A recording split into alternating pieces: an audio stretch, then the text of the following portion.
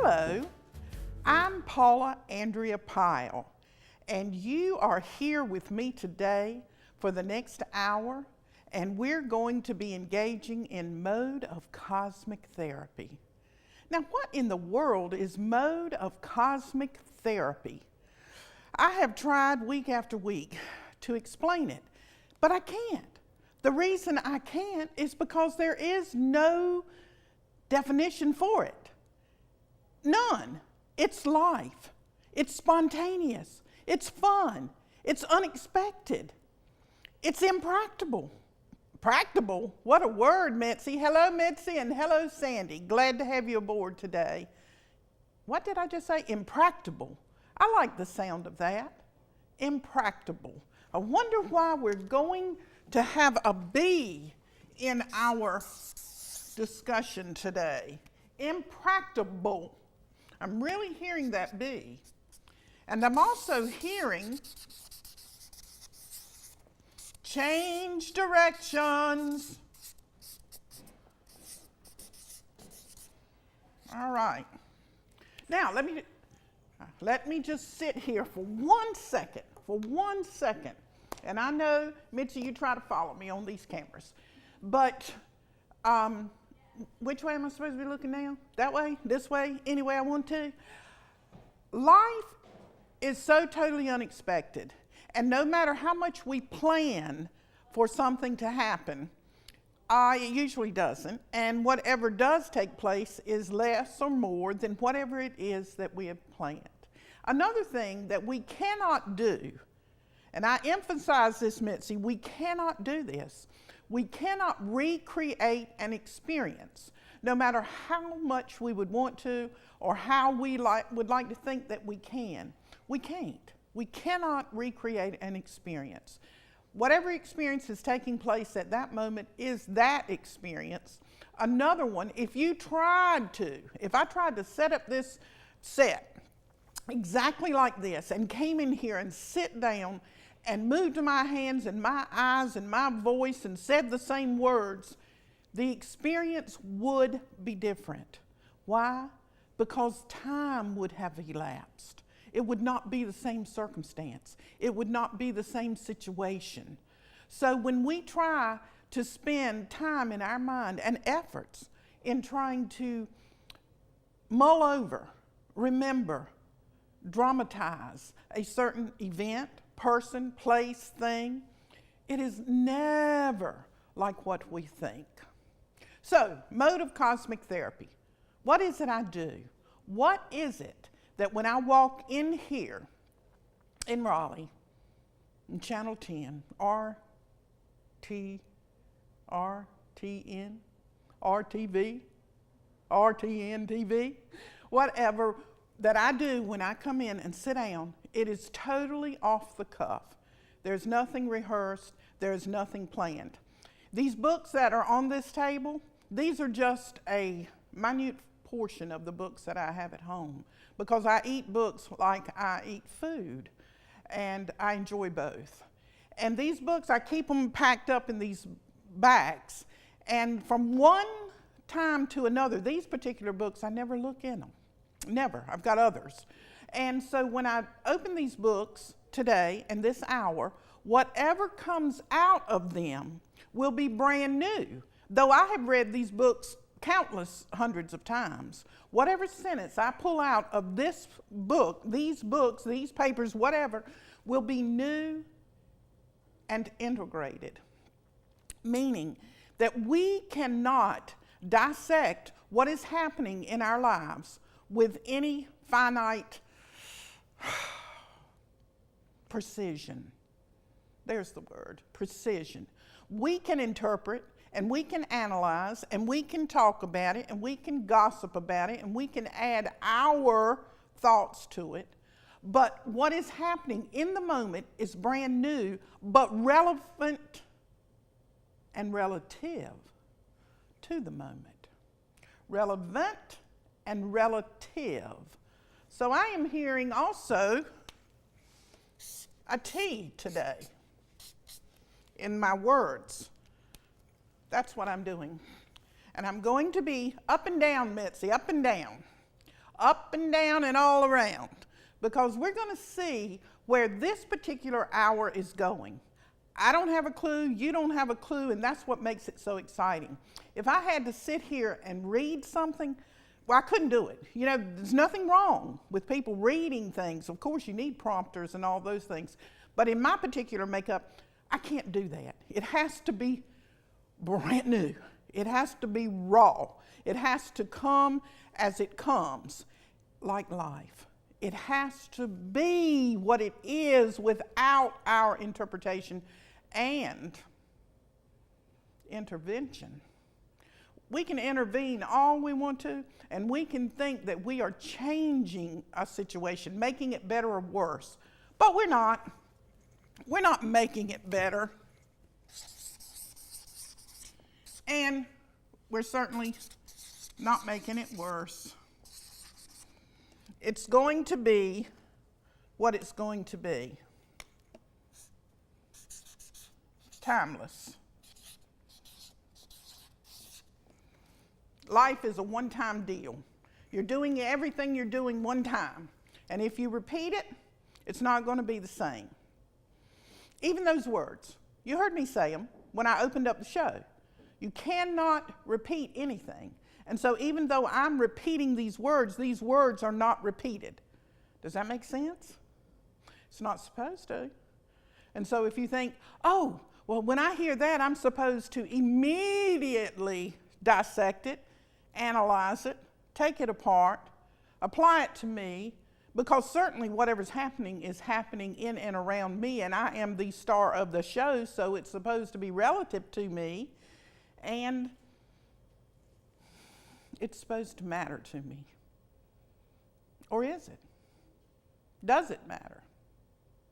Okay, so what do? I use everything. I use everything from astrology to psychology to psychoanalysis to food to the tarot cards to numerology to the Bible. Well, that's a good place to start, Mitzi. I might just do that today. Let's see. Whatever we're going to start with out of here, we're going to use this. And this, I'm saying, for all of those and any of those of you who have not seen the show before, whatever that comes out of here is going to link to something else, it's going to link to something else, it's going to link to something else, and this entire show will be woven together like a beautiful tapestry. I had nothing to do with it. I am sitting here, I am a vehicle of expression, just like you are, in your lives with your children and your husbands and your mates and your lovers and your friends and your jobs and everything. You are a vehicle of expression. And if you are present for the moment, then you are in tune with whatever is occurring. But if your mind is on what should be, what can be, what didn't be, what won't be, what is not going to be, then you are not present in the moment and you're completely oblivious to what is happening. So how in the world can you complain about something that you didn't even show up for? All right. Let's see what we're going to do. Jesus said unto him, if thou canst believe, all things are possible to him that believeth. And straightway the father of the child cried out and said with tears, Lord, I believe, help thine mine disbelief. Okay, I believe. Oh, Mitzi, I believe that word starts with a B. I believe it does. Let's see. So I'm going to be using numerology. That's an ancient esoteric science of the numbers to break down words that will, I'm going to start with this better. 2, 5, 2, 2, 5, 9.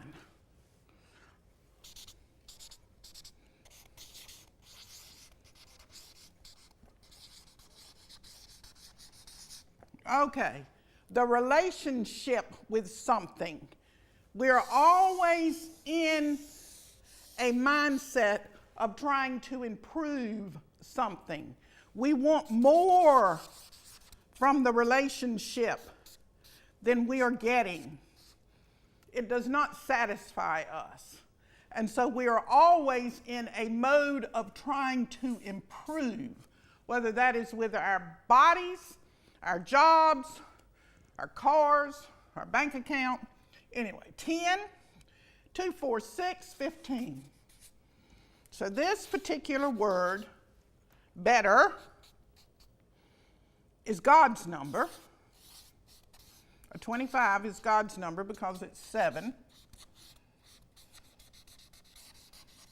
God's number.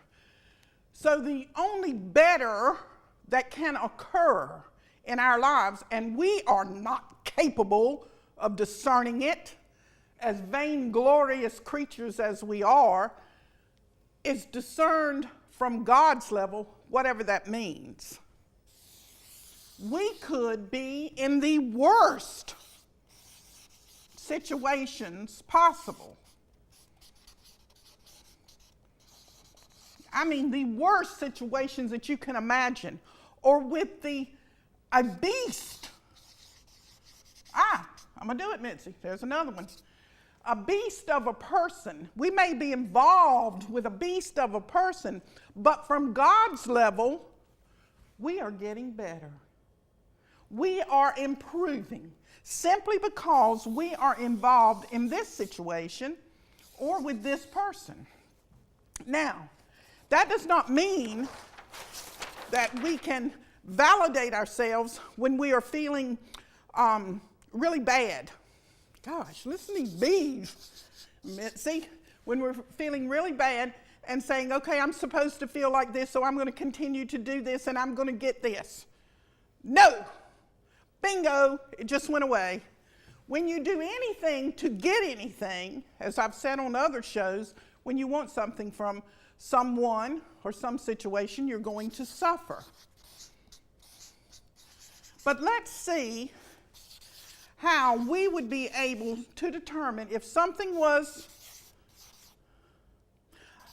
bad, a beast, and the word that I was reading out of the Bible, belief. Where does our beliefs come from that support this bad and beast of situations? All right, let's go with numerology. 2, 3, 4. So we got a 1. I love it. I love it. I love it. You know I love it. This 25 was a 7. And certainly y'all can add. So what is 1 and 6? It's a 7. It is also God's number. If we're going to be so presumptuous as to say that we know what God's number is, but according to the Bible, 7 is God's number.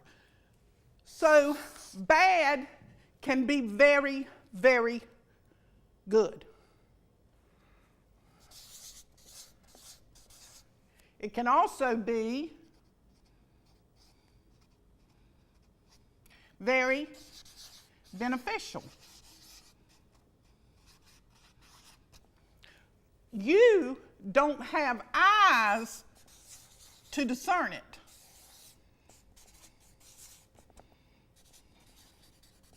Why? Because you want to be comfortable and you want to stay in the situation that makes you feel better.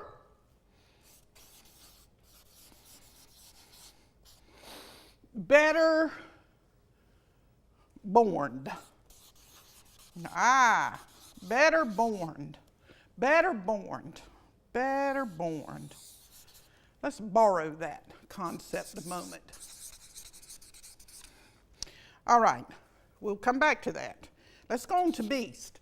What is a beast? 5. What's our concept of a beast anyway? Get up there. And 1 and 2. You have to put those vowels at the top. 6 and 2 and 1, 3 and 5.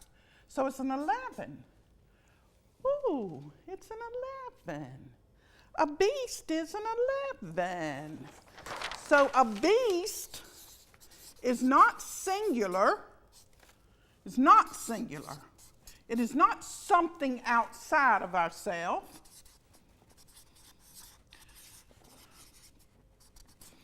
but in a relationship.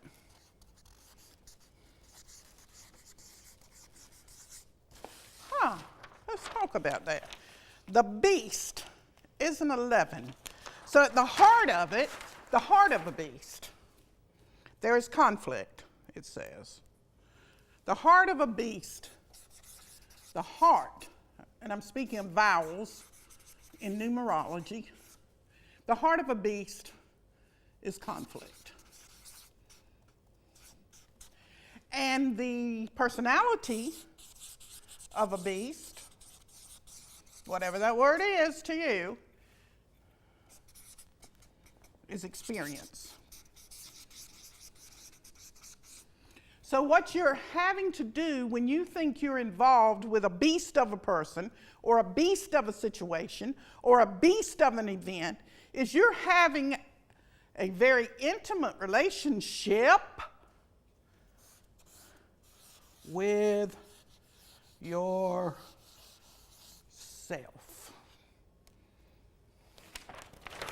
You are hearing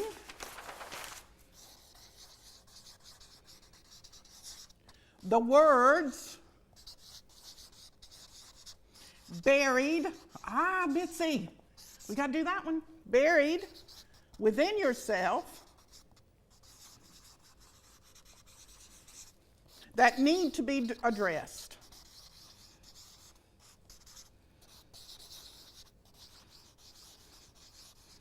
Okay, now what have I said? Let's go back. Let's go back to the very beginning. Okay, did we start this with better? Oh, we did. So what? In marriage, you will take the person for better or worse. I might get to this, but we're dealing with better right now. Change directions. Our lives are timeless. While we're continuing to change